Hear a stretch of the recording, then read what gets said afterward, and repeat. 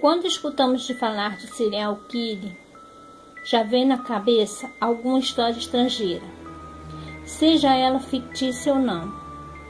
Existem filmes e séries de terror, por exemplo, que abordam esse tema o tempo todo, de uma maneira exagerada e fantasiosa.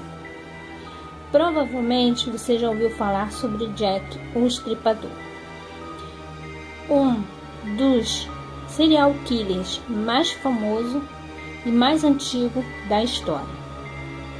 O problema é que quando o serial killer realmente existe, caracterizado por uma pessoa de perfil psicopata, comete assassinatos com frequência e alguns deles ainda gostam de deixar uma espécie de assinatura.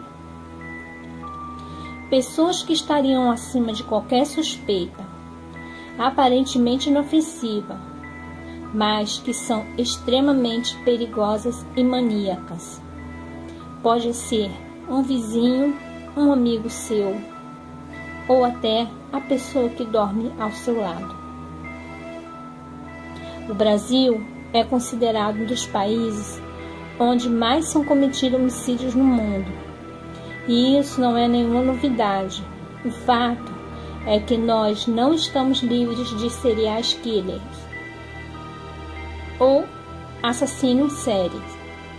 E já tivemos casos muito bizarros também, separados aqui por 8 maiores casos de assassinatos em série que aterrorizaram o Brasil. Preto Amaral, nascido em Minas Gerais, chegou a residir em vários estados do país, até que finalmente decidiu ficar em São Paulo. José Augusto do Amaral, conhecido como Preto do Amaral, atraía jovens rapazes com proposta de lhe dar trabalhos rápidos, uma espécie de bico. Assim que alguém caía em sua história, ele levava as vítimas para um local deserto e ali estrangulava e violentava seu cadáver. Em 1926, ele matou e estuprou o corpo de 3 rapazes. Mais tarde, outros 3 jovens prestaram queixa à polícia contra ele e havia 5 rapazes desaparecidos, provavelmente vítima deste homem. Assim que foi preso, o exame médico averigou que Preto do Amaral tinha um pênis muito grande e que, segundo ele mesmo, isso atrapalhava ter relações sexuais e foi ocasionado por uma simpatia feita quando era mais jovem.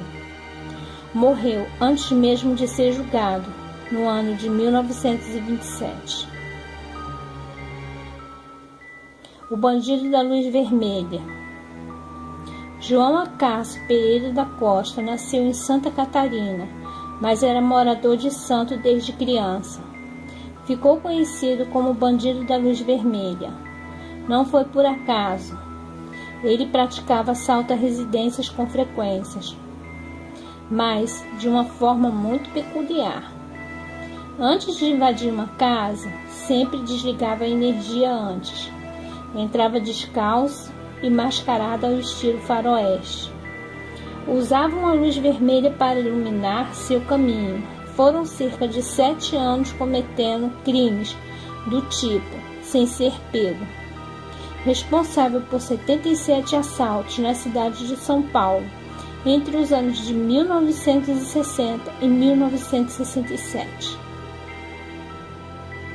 Transformou-se em um dos maiores assassinos seriais, quase que por acaso. Os 4 homicídios cometidos por ele não foram planejados. Matou uma pessoa após uma briga de bar e as outras 3 foram vítimas que reagiram a seu assalto.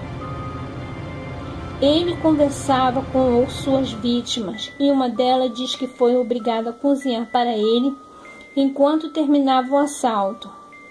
O homem foi condenado a 351 anos de prisão, mas cumpriu 30 anos, conforme manda a lei brasileira. Pouco tempo após sair da prisão, foi assassinado em uma briga de bar. Irônico, não? O vampiro de Niterói. Marcelo da Costa Andrade era morador da Rocinha, no Rio de Janeiro. Teve uma infância conturbada, sofria de problemas psicológicos e ainda se prostituiu dos 10 aos 20 anos. Depois de adulto, desenvolveu certo interesse por religião e misticismo. Afirmava ser evangélico. No ano de 1991, Marcelo foi denunciado por sequestro, estupro e homicídio de um garotinho de apenas 6 anos, sendo acusado ainda de cometer tal atrocidade na frente de seu irmão mais velho, uma criança de 11 anos. Após isso, abusou dele também. Depois de ser preso, ainda confessou que foi responsável pelo estupro e morte de 3 garotinhos em Niterói, afirmando que essa seria uma forma de libertá-los para que pudessem ir para o céu. Como se já não bastasse o apelido de vampiro de Niterói, foi dado a ele, pois ele bebia o sangue de suas vítimas, com a intenção de tomar a beleza delas para ele. Chico Picadinho. Francisco da Costa Rocha cresceu no Espírito Santo. Filho de um rico exportador de café e uma prostituta, foi renegado pelo pai, que não queria saber de sua existência. A mãe continuava trabalhando como prostituta para sustentar os dois. Sem nunca ter tido uma base familiar, teve uma juventude bastante conturbada, regada a sexo e drogas. Em 1966, cometeu seu primeiro crime. Logo depois de ter relação com a moça, a estrangulou. Para esconder o ato, esquartejou o corpo. Um amigo dele ficou sabendo do acontecido e denunciou para a polícia, fazendo com que Chico fosse condenado a 20 anos de prisão, porém ficou preso apenas 10, já que apresentava bom comportamento. Depois que foi solto, voltou a cometer o mesmo crime. Uma garota de programa foi estrangulada e esquartejada, tendo as partes de seu corpo escondidas em uma mala. O homem novamente foi pego e desta vez condenado a 30 anos de prisão e permanece até hoje. Monstro de Guaianazes. Morador de São Paulo, Benedito Moreira de Carvalho era bombeiro da Força Pública.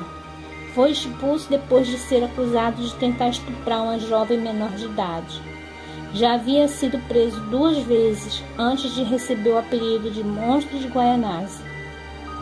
No ano de 1946 foi preso por estupro. Em 1949 foi solto e 2 anos depois cometeu o mesmo crime. Tornou-se um estuprador em série. Já no ano de 1952 começou a matar suas vítimas. Ele abordava mulheres e às vezes crianças, pedindo sexo.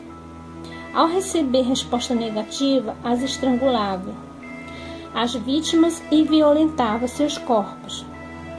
São registrados ao todo 29 vítimas, sendo que destas, 12 foram mortas. Benedito morreu na cadeia após um infarto. Febrônio, índio do Brasil.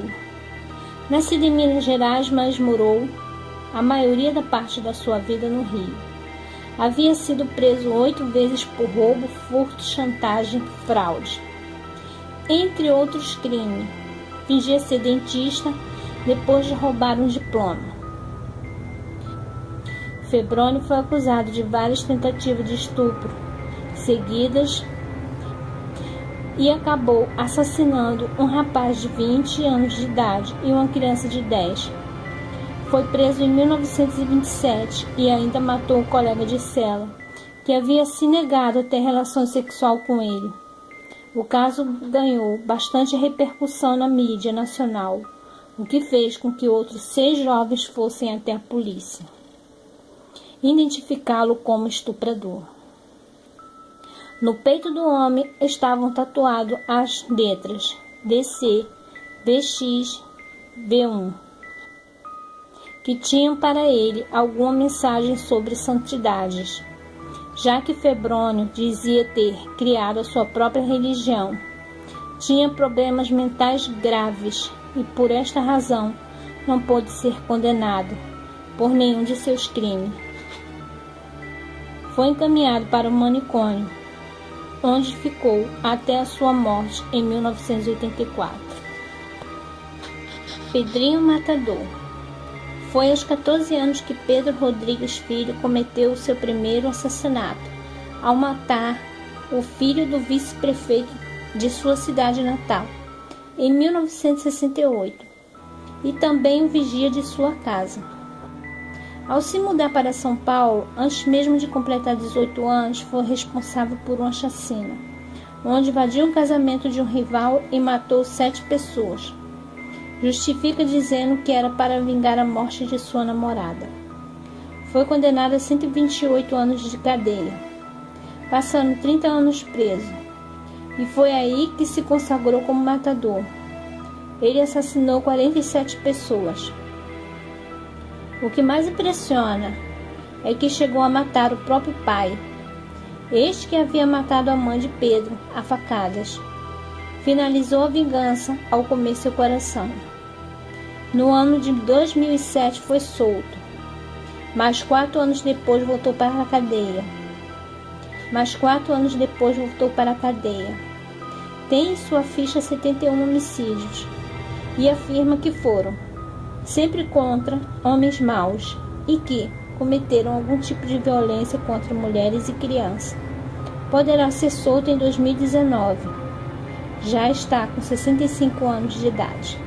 Este foi os 7 piores assassinos em séries brasileiros. Eu espero que vocês tenham gostado. Não se esqueça de deixar o joinha aí para fortalecer o canal. Um abraço, até o próximo documentário.